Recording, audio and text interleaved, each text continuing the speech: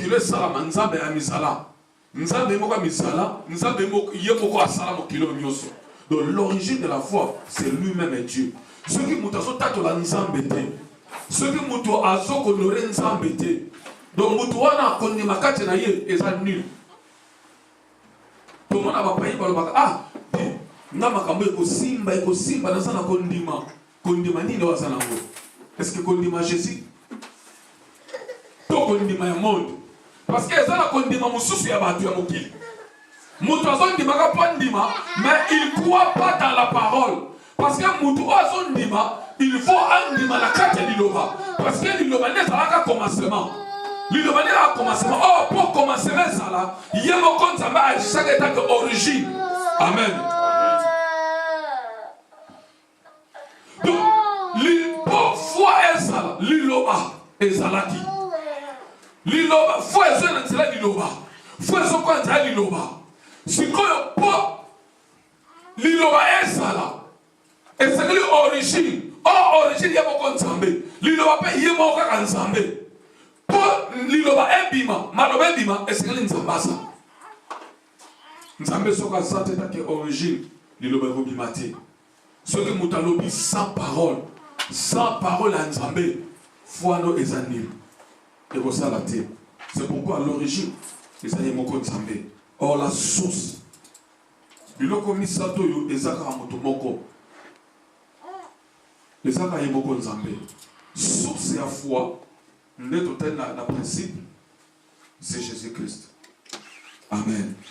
Parce que c'est lui qui est la source de notre vie. Nous avons Jean chapitre 4, 13 à 14.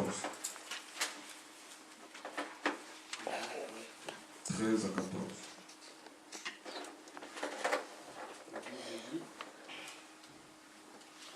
Jésus lui répondit, toute personne qui boit de cette eau-ci aura encore soif.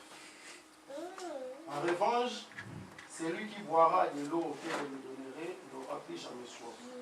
Et l'eau que je lui donnerai deviendra en lui une source d'eau qui jaillira jusque dans la vie éternelle. La femme lui dit, Seigneur, donne-moi cette eau, afin que je n'ai plus soif et que je n'ai plus à venir puiser ici.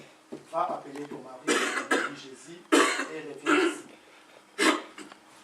La femme répondit, je n'ai pas de mari. Jésus lui dit, s'il a fait de dire, je n'ai pas de mari. S'il a bien fait de dire, je n'ai pas de mari. Alléluia. Alléluia. Amen.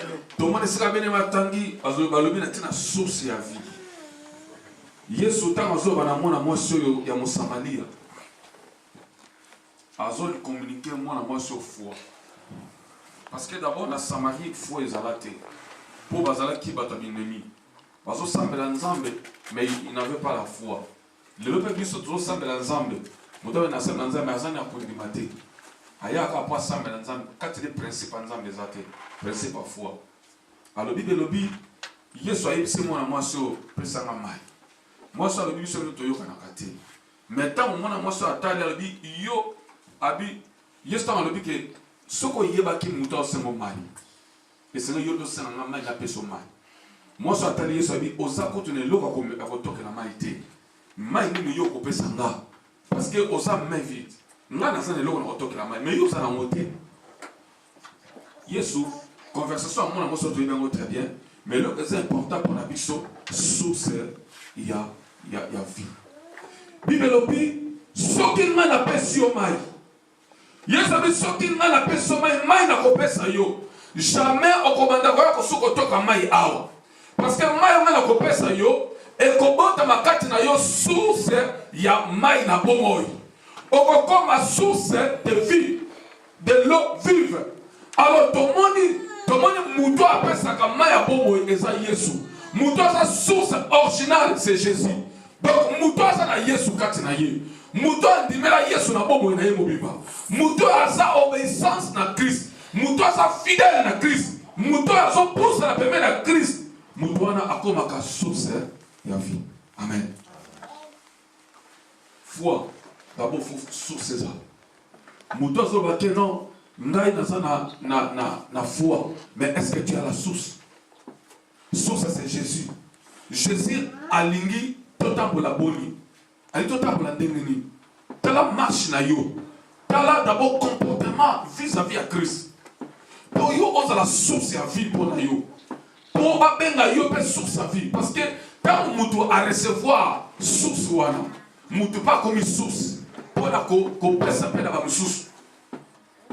Alobete na proverbe biso ba oto nimeliye ba o nyoso ba sakati na nzambe ba o nyoso ba landi nzambe ba mino kona biso za source à vie. Tango yo zoloba yebeke na zoloba pour na communiquer source moko pa ya moto na communiquer vie moko pa ya moto moto aza na vie aza na source à vie moto aza na foi kati na parce que sans source foi ezala te. Or source c'est Jésus. Mais le commencement c'est la parole. Or la parole c'est lui-même et Dieu. Mais surtout côté na origine est Nzambe parce que pour Nzamba loba ezali yemo kwa misala. Muto misala sa Nzambe te mais yemo kwa misala pour Nzambe aloba. Tant Nzamba lobi maloba lobi ya mo eboti kondima. Or source ya vie tant Yesu aye ko pesa biso bombo. Alobi na moi soyo soki yo ozwi mayo nga na kopesa yo. O comme source d'eau vive. O yaka jamais kotoka mayo. Donc comme source à kondima. Alobi le pengela nga mobali na yo. Parce que ayoki soki azwi mai akoyaka susu kotoka mai te. Le pesa pelelo abane bele bana nzambe bele. Et c'est là toujours bunga. Et c'est là toujours ko poussa pa nzambe te. Parce que to poussa nzambe na likambo ezunga. Abi na ce problème ça na poussa pa nzambe. Soko poussa nzamba sali yo alongi. Jamais cause la source à vie. Or source à vie, azali ko aza donateur. Tant on a la source et c'est l'appel comme un donateur, na ba na kopesa na ba misusu. Na communiquer foi na ba misusu. Est-ce que au cause de la source à vie na bo moina yo? Soko za la Christ na bo moina yo. Parce que ma principe, il y a foi. Pour foi est en action et c'est le principe et ça. Et c'est le temps on a ma principe. Celui qui a la foi, il doit marcher avec les principes de la foi. Et c'est le principe à faire dans la carte de Nabiso. Donc au moins on a quelques principes. Oyo kolo alimito le belanelo. Pour autre c'est la définition qu'il y a principe. Mais ce que tu continues le principe de la foi. Principe à l'ibosso. C'est du courage. Amen. Et ça d'abord, cause à la courager. Nombre chapitre 13.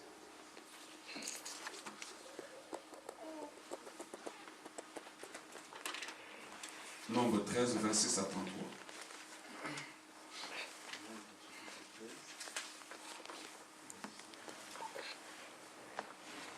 À leur arrivée, ils se rendirent auprès de Moïse, d'Aaron et de toute l'assemblée des Israélites à Kadès, dans le désert de Paran. Ils leur firent un rapport ainsi qu'à toute l'assemblée et ils leur montrèrent les fruits du pays. Voici ce qu'ils racontèrent à Moïse. Nous sommes allés dans le pays où tu nous as envoyés. C'est vraiment un pays où coule le lait et le miel. Et en voici les fruits. Mais les peuples qui habitent le pays est puissant. Les villes sont fortifiées, très grandes. Nous y avons vu des descendants d'Anak. Les Amalécites habitent la région du Sud.